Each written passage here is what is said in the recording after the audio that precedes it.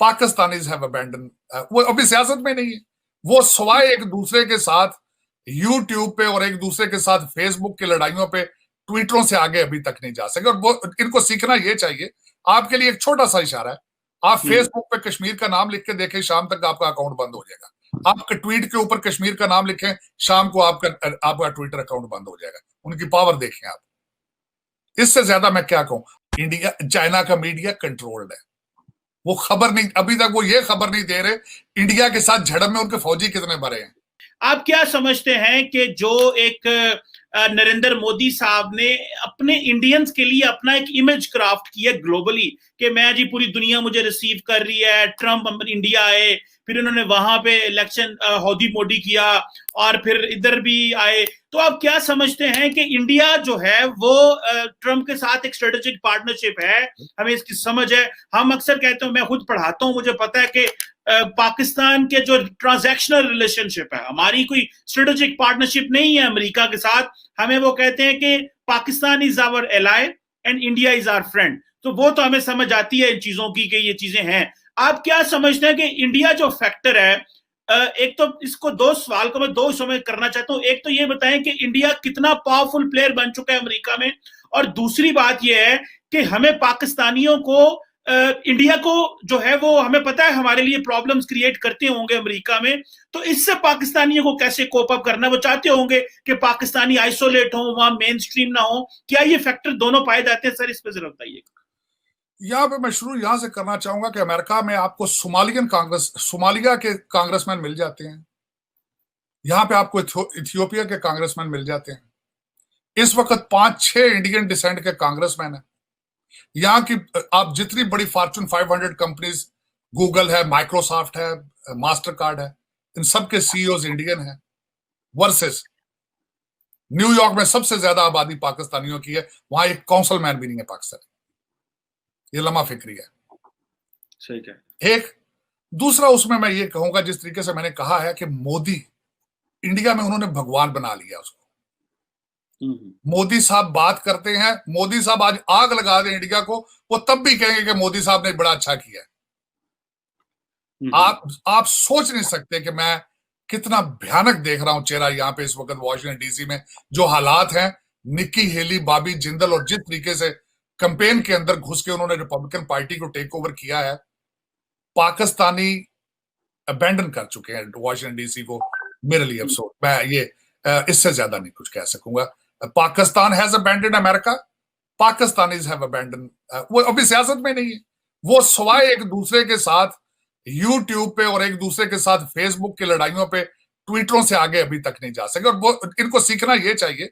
आपके लिए एक छोटा सा इशारा है, आप फेसबुक पे कश्मीर का नाम लिख के देखें, शाम तक आपका अकाउंट बंद हो जाएगा। आप ट्वीट के ऊपर कश्मीर का नाम लिखें, शाम को आपका ट्विटर अकाउंट बंद हो जाएगा। उनकी पावर देखें आप। इससे ज्यादा मैं क्या कहूं। आप वहां बैठ के बातें शुरू कर देते हैं, आपके बड़े बड़े सियासतदान और बड़े बड़े एस्टेब्लिशमेंट के लोग, 5th generation war, hybrid war, तो आप तो वो शुरू करने से पहले ही हार चुके हैं। आपके तो फेसबुक अकाउंट ही सब किसी के हाथ में, आपकी तो ट्विटर अकाउंट ही किसी के हाथ में, तो आप उस वॉर में किस तरीके से हिस्सा लेंगे, हाइब्रिड वॉर में और 5th जनरेशन वॉर में। ये सिर्फ वर्ड इस्तेमाल किए जा सकते हैं, लेकिन बॉटम लाइन, मैं as a Pakistani American, as a Muslim American, आपको पाकिस्तानी बनना पड़ेगा, आपको एक मुसलमान बनना पड़ेगा, वरना आप ना आगे के हैं ना पीछे के हैं। ये क्योंकि मैं देख चुका हूं, ये बिल्कुल, ये मैं क्लियरली देख रहा हूं, बिल्कुल क्लियरली देख रहा हूं। पाकिस्तान के लॉ एंड ऑर्डर के हालात में देख रहा हूं कि सब अच्छे की रिपोर्ट है, लेकिन अंदर सब खोखला है। मुझे कल पता चला है कि F6 F7 में डाके पड़ रहे हैं, और क्राइम रिपोर्टिंग ना उसे मीडिया रिपोर्ट कर रहा है, ना उसको पुलिस रिपोर्ट कर रही है। अगर F6 F7 इस्लामाबाद का रेड जोन है। मैं आपकी इत्तला के लिए ये अर्ज करना चाहता हूं, ये हालात हैं अगर पाकिस्तान के, तो मैं यहां बैठ के वॉशिंगटन डीसी में या रो सकता हूं या दुआएं खैर कर सकता हूं। बिल्कुल सही कह रहे हैं आप। जारी बात है कि प्रॉब्लम्स हैं, इसमें कोई शक नहीं है, लेकिन तारड़ साहब, आपको पता है कि पिछले 70 सालों से अनफॉर्चुनेटली हमने जंगें लड़ी हैं।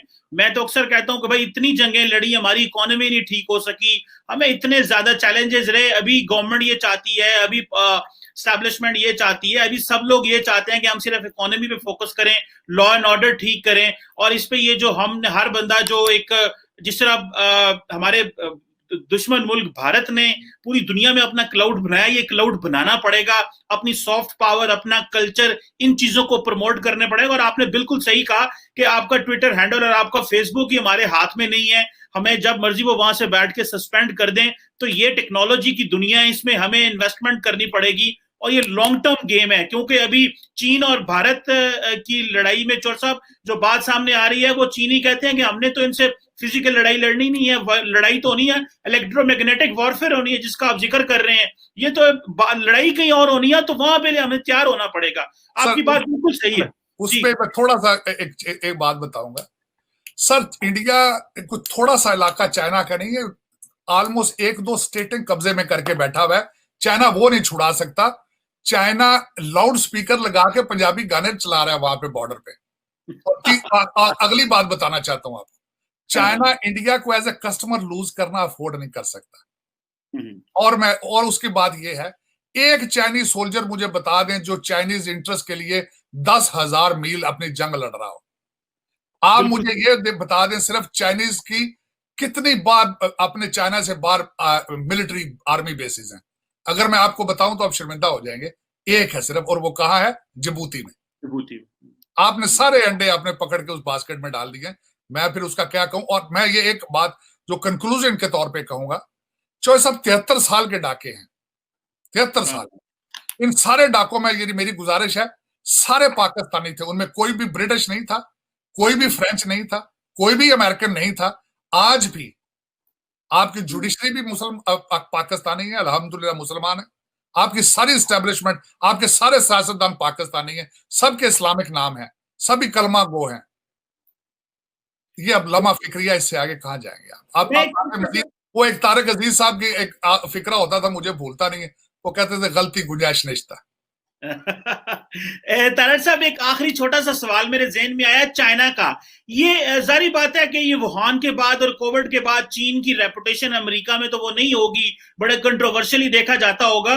तो जो चीन की इन्वेस्टमेंट है पाकिस्तान में, सीपैक और BRI belt and road initiative, तो जनरल पब्लिक या जो पॉलिसी मेकर्स या पॉलिटिशियंस, अमेरिकी पॉलिटिशियन से आपसे राब्ते होते हैं, तो आपने कभी पल्स ली है कि जो चीन की जो इन्वेस्टमेंट है पाकिस्तान में, इसको कैसे देखा जाता है? काइंडली इस पर जरा थोड़ी सी लाइट डाल दीजिए। मैं थोड़ा सा ये बताना चाहूंगा। सबसे पहले तो ये कहना चाहूंगा, आपके क्या ख्याल में ग्वादर पोर्ट पाकिस्तान खुद नहीं बना सकता था? सीपैक की सड़कें पाकिस्तान खुद नहीं बना सकता था? लेकिन क्यों बनाई गई? क्योंकि किकबैक्स दी गई। 2 लोग मुझे खास तौर पे मुझसे यहां मिलने आए, एक दफा पाकिस्तान का रोना रोने आए। एक तो ट्रांसपोर्टेशन एसोसिएशन के एक हेड थे, वो आए जो ट्रकिंग के साथ थे, कि वो कह रहे थे कि ग्वादर तक ट्रकिंग जो सारी आएगी चाइना की आएगी, तो फिर हम कहां जाएंगे। दूसरा, एक दफा मेरे साथ यहां रोने कुछ लोग आए कि पाकिस्तान में चाइनीज को पाकिस्तानी प्रॉपर्टी खरीदने के राइट्स दिए जा रहे हैं, उसको नेगोशिएट किया जा रहा है, इसको रोका जाए। तो ये, मैं एक पाकिस्तानी अमेरिकन हूं, मेरा पाकिस्तान में क्या इन्फ्लुएंस है? कोई इन्फ्लुएंस नहीं है। लेकिन देखें, जो फैसला करने वाले हैं वो पाकिस्तानी हैं, उनको पाकिस्तानी बनना पड़ेगा। लेकिन अफसोस की बात यह ना, जिस तरह मैंने अर्ज किया आपको कि आपके हर एस्टेब्लिशमेंट के बंदे का बच्चे कनेडियन और ऑस्ट्रेलियन और अमेरिकन है, वो पाकिस्तान में अकाउंट रखना पसंद नहीं करते। फैसले किस तरह करेंगे पाकिस्तान? मैं वैसे तारड़ साहब यहाँ पे आप थोड़ा डिफर करूंगा। मैं समझता हूं कि देखिए, इसके 2-3 पहलू हैं। चीन ने एक तो पाकिस्तान के अंदर इन्वेस्टमेंट की, हमें इंफ्रास्ट्रक्चर ठीक करना था, एनर्जी इंफ्रास्ट्रक्चर भी ठीक करना था, और वैसे भी इंफ्रास्ट्रक्चर, सड़कें और वो भी ठीक करना चाहिए था। वो हमें कहीं से पैसा नहीं मिल रहा था चौर साहब। ये मैं समझता हूं कि ये एक तो चीज हमें चाहिए थी। दूसरी चीज ये है कि जब इतने बड़े पैमाने पे एक्टिविटी हो, और चीन जैसा मुल्क जो जहां पे सिस्टम ओपैक है, क्लैरिटी नहीं है, डेमोक्रेसी नहीं है, तो जारी बात है कि वहां पे भी इश्यूज हमें आते हैं। इस बात को अगर मैं अमेरिका पे ले जाऊं तो आपको याद होगा यूसुफ रजा गिलानी साहब जब वजीर आजम थे, वो कहते थे जो हमें अमेरिका US एड आती है उसमें 40% तो वापस चला जाता है। उनके अदारों की खाते इतने ज्यादा हैं कि वो खुद और तरीकों से वापस ले जाते हैं।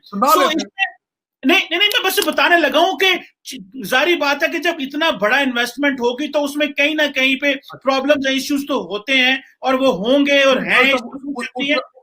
उसका थोड़ा सा जवाब ये दूंगा शहबाज शरीफ साहब ने कहा था कि मैं वो जरदारी को घसीटूंगा, बाहर से पैसा लेकर आऊंगा।